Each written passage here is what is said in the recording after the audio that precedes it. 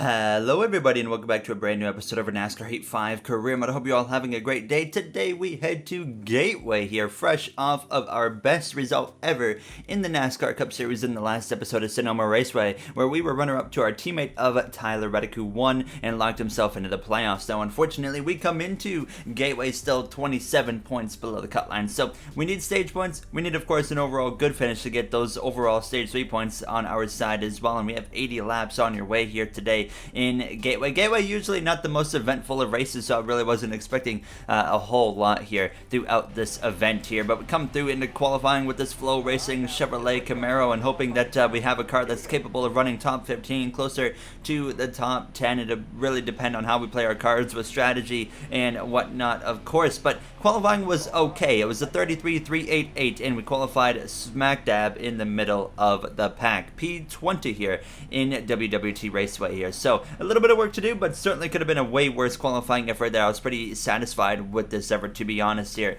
As you can see the rest of the qualifying order on your screen. All the way at the back you got Shocker there, Rick Ware Racing Car, Daniel Suarez towards the bottom. Unfortunately there, as you see though up front, it would be Martin Truex Jr. as well as Alex Bowman on the front row there, as it looks like though Ross Chastain bringing in a lot of speed into this race here in Gateway today, as Garrett Smithley failed optical scanning station multiple times, so instead of starting 38th he'll start 39th or 40th here, as we're going to get ready to go green flag racing here from Gateway now, as we are ready right behind our teammate who won in the last episode of Tyler Reddick, our other teammate of Austin Dillon, right there on the inside as the green flag is out. Richard Childress Racing all right here together. We'll see which one of us comes out on top tonight here under the lights. Truex and Bowman lead the way down into turn one. Kyle Larson up there in the top 5, still looking for his first win since he's returned into the NASCAR Cup Series, part of this storyline as well. Hasn't returned to victory lane yet in that debut season for Hendrick Motorsports in that number 5 car here now, as we are 24 laps in this first and opening stage. It's a pretty lengthy race here actually in Gateway on NASCAR Heat 5. 80 laps is quite a lengthy race here because it takes over 30 seconds to go around this track. It takes about a good 32 seconds, especially when we get a little bit further in the run and the tires are worn and whatnot. 33 seconds you might see us dip into as well, and honestly it's going to be close to the length of a Coca-Cola 600 race actually here in this career mode, which is pretty annoying. That's why I cannot stand this racetrack here, and it certainly wasn't the greatest race in real life either, other than the beef that we saw between Hamlin and Ross Chastain here. But we were trying to get ourselves on the move because we didn't have a great start. We lost some track position, but we would get back into P20 here on lap 7, passing Chris Buescher there on that Roush Fenway 17 machine here. An opportunity to take Chase Elliott and Matt DiBenedetto. 3 wide. Elliott already with a win this season, not having a good run today. Bowman as well, we're going to pass. We're going to get a 3 for 1 here. We were briefly 4 wide right there, but we come through at a turn 4 up into now P17 here, and we were already closing in towards the end of this first and opening stage now up the inside of William and Byron, and the longer this run was going, the better the car was getting. You could tell that the longer we went, the faster we were compared to the other drivers around us, passing that 24, getting past the 10 of Eric Almirola, trying to go up the inside of Cole Custer, but here comes Chase Elliott catching me off guard. I didn't even realize he was still with us. He would sneak up the inside, kind of shove me out of the groove a little bit, so we dropped down a spot there, still side by side with Almirola, but we would pass him. Then we would get past Cole Custer as well, and once again try to run down Chase Elliott in that number 9 car as we have moved up into P15. A lot of passes here late in the stage, but Elliott was just too fast. He drove away. Almirola would actually run me back down here with 5 laps to go in the stage, and unfortunately get up the inside and pass me. So we would go back down to actually P16 here, and that was the only progress we were able to make here until the final lap of this stage. Martin Truex Jr. had fallen off significantly. Started P1, Truex did, qualified on pole. Now he's getting passed by myself here as we're side by side down the back straightaway. A little bit of contact between myself and Martin Truex Jr., but Brad Keselowski exits turn 4. He's going to come through to win this first and opening stage. A playoff point to him here in his final season with Penske Racing, and we're going to come through 3 and 4 for the final time. It's going to be a respectable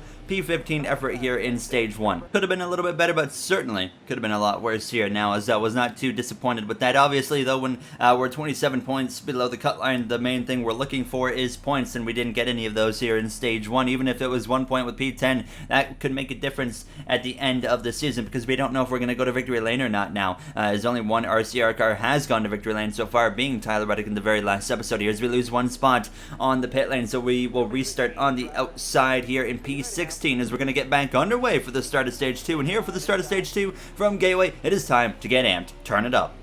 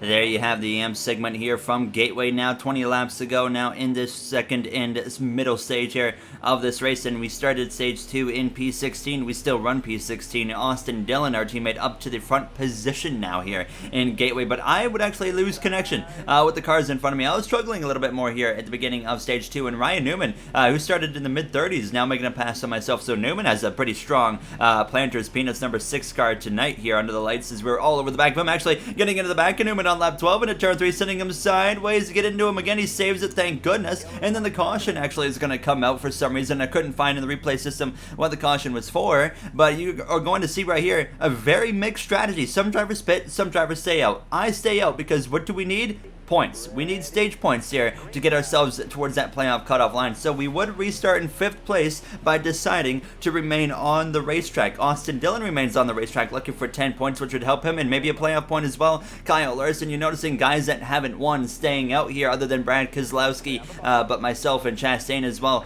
who are in need of good runs, all remaining on the racetrack, and so did Ryan Newman and Daniel Suarez, etc. A lot of guys that need points staying on the racetrack here as we head down into turn 3, a little bit too deep there into turn 3. Fortunately, though, Chastain's a little bit too far back to be able to make a move there, so we get back down to the inside, and Kyle Larson's going to drop down into 3rd place. Keselowski, I think, has the fastest car here. Austin Dillon might be leading this race, but that number 2 car has a lot of speed right now as we head back down into 1 and 2, and everybody just running that inside here now in these closing laps of this second stage. We come straight through to the final lap of the stage. Kyle Larson actually passed Brad Keselowski. Proved me wrong. Keselowski, maybe not the fastest, but you can see I lost a lot of time. I just had nothing in the closing moments of the stage for Keselowski or Larson or Austin Dillon, but I was good enough to hold off Chastain. The cars that pitted still trying to work their way through traffic. We're going to exit turn 4, though, to get a 4th place finish. So instead of what was looking like no stage points at all, we gamble on strategy, and we come out of here with 7 points in this second stage. So that is a big 7 points right there to our season. Logano, I think, was the first car on tires that moved up into P6 there. So those cars are starting to move their way forward. But look at this as well. All the guys that pitted under the last caution are going to pit again. So this is a huge benefit for us. And now it just solidifies the call that we made. And we're going to come into the pit lane in 4th place. And we will exit as well in 4th place. So no matter what, things are automatically a little bit easier for us at the beginning of this 3rd and final stage. As Austin Dillon, your stage 2 winner, playoff point to his name. He is going to lead the way down into turn 1 with 28 laps remaining here from Gateway. Kyle Larson looking, like we said, for his first win of the season. He's been so strong, really. He's been the strongest driver without a win.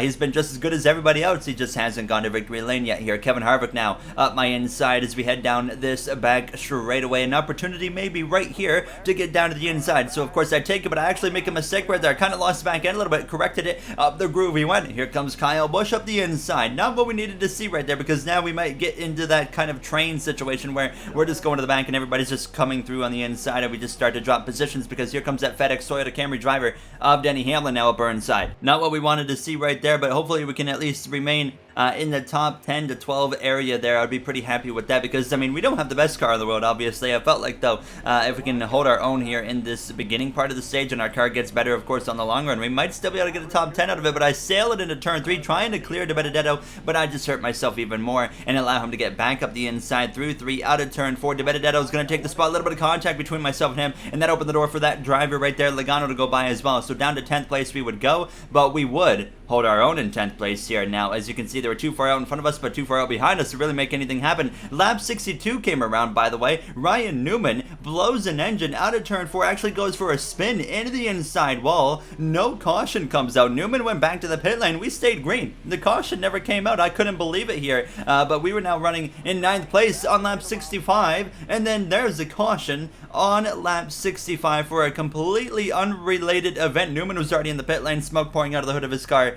and I was very baffled by the that whole sequence of things. But I came into the pits as well as everybody else, but I took 4 tires while everybody else did not take 4 tires. So we give up some track position, have a terrible restart, 12 laps to go, and here we are with a 4 fresh tire advantage, but we have the lack of track position here. So we got to get on the move. We have the advantage, but that's not going to help right there. We're 3 wide in the middle between Chase Elliott, your 2020 NASCAR Cup Series champion, and Anthony Alfredo, driver for Rookie of the Year, against myself here now as we head down this back straightaway, trying to find my way up the inside of that 9 car of Elliott. 3 wide in the middle again here, forcing it this time as hard as I could. good. Harvick, by the way, to the lead of this race here in Gateway now as we close in on these final closing 10 laps in Gateway. Elliott, too much speed there on the exit for me to keep up with. He closes the opportunity of me making it 3 wide, but we would actually get back up the inside of Elliott, past him, past William Byron, past Ryan Blaney. Finally, when I got to the inside, we were able to get these 4 fresh tires working in our favor here, passing the 17 of Buescher.